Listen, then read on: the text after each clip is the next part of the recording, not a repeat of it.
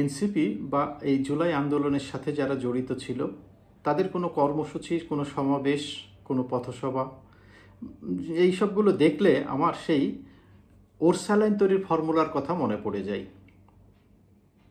এক মুষ্ঠ গুড় বা চিনি, 3 আঙ্গুলের 1 চিমটি লবণ এবং আধা লিটার পানি।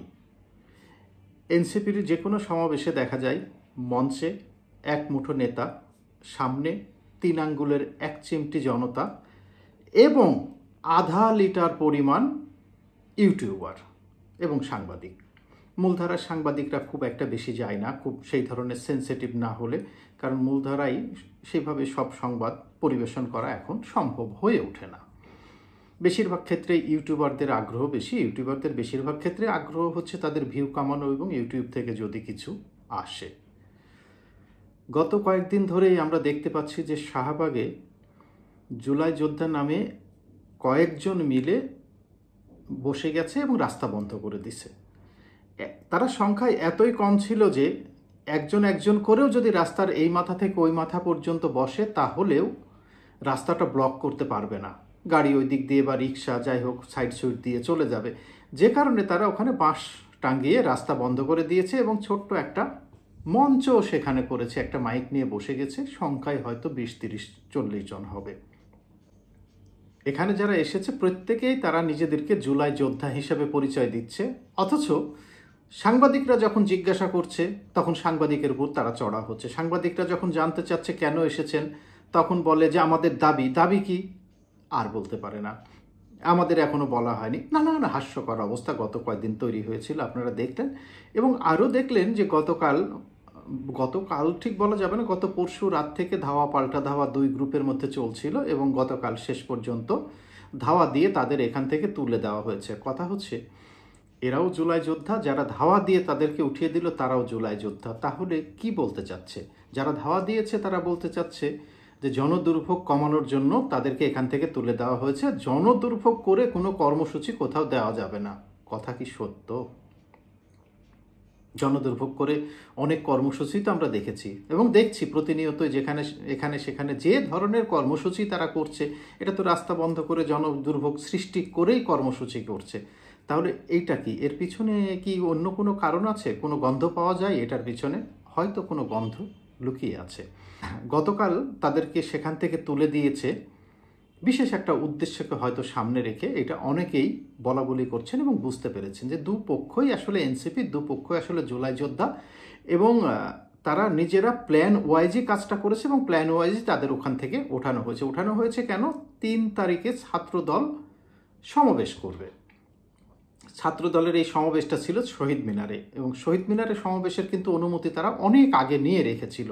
কিন্তু এনসিপি যখন শহীদ মিনারে 3 তারিখে প্রোগ্রাম করার ইচ্ছে পোষণ করলো তখন তো অন্যের আর কোনো অনুমতি বা যা কিছুই থাক সেটার তো তারা ধার ধারে না বা প্রয়োজন মনে করে না বা সেটার কোনো গুরুত্ব থাকে না। যে কারণে ছাত্রদল একটা কোণঠাসা অবস্থার মধ্যে পড়ে গেল।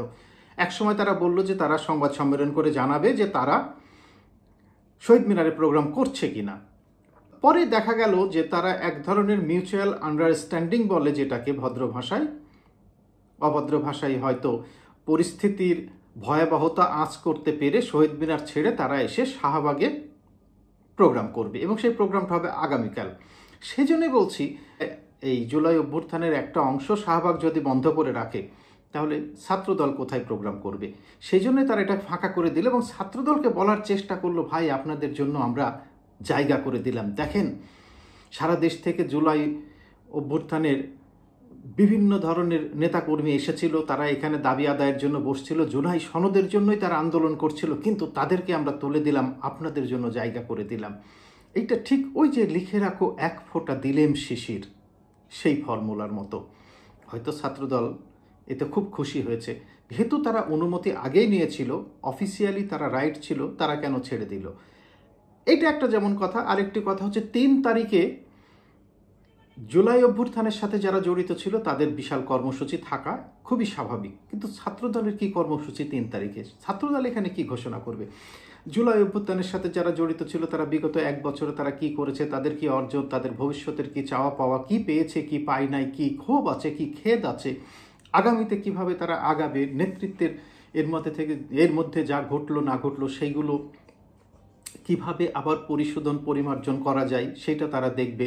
যে ইমেজ দিন দিন তাদের ক্ষয়ে যাচ্ছে সেই ইমেজ হয়তো তারা পুনরুদ্ধার করার চেষ্টা করবে। জুলাই সনদ বলি আর জুলাইয়ের এইটাকে মানে যাই নাম দেওয়া হোক আর কি, এই নাম নিয়ে বিভিন্ন ধরনের কনফিউশন তৈরি হচ্ছে। ধরে নিলাম এটা জুলাই সনদ, তো জুলাই সনদ কিভাবে স্বাক্ষরিত হবে, জুলাই সনদ সংবিধানে ঢুকবে কিনা, বা এইটা নিয়ে ভবিষ্যতে তারা আরও কী কী করতে চায় সেইগুলো হয়তো তারা এখানে ঘোষণা করতে পারে। সেটার উদ্দেশ্যে হয়তো সারা দেশ থেকে তারা লোকজন নিয়ে এসে শহীদ মিনারে প্রোগ্রাম করবে। কিন্তু ছাত্রদল কিসের প্রোগ্রাম করবে? 3 তারিখে তাদের কি ছিল, কি দেখাবে ছাত্রদলের সভাপতি? 5 তারিখে ওই যে কি যেন যাত্রাবাড়িতে আন্দোলনের সময় তার হাতে অনেকগুলো গুলি লেগেছিল, সেই চিহ্ন সে দেখাবে?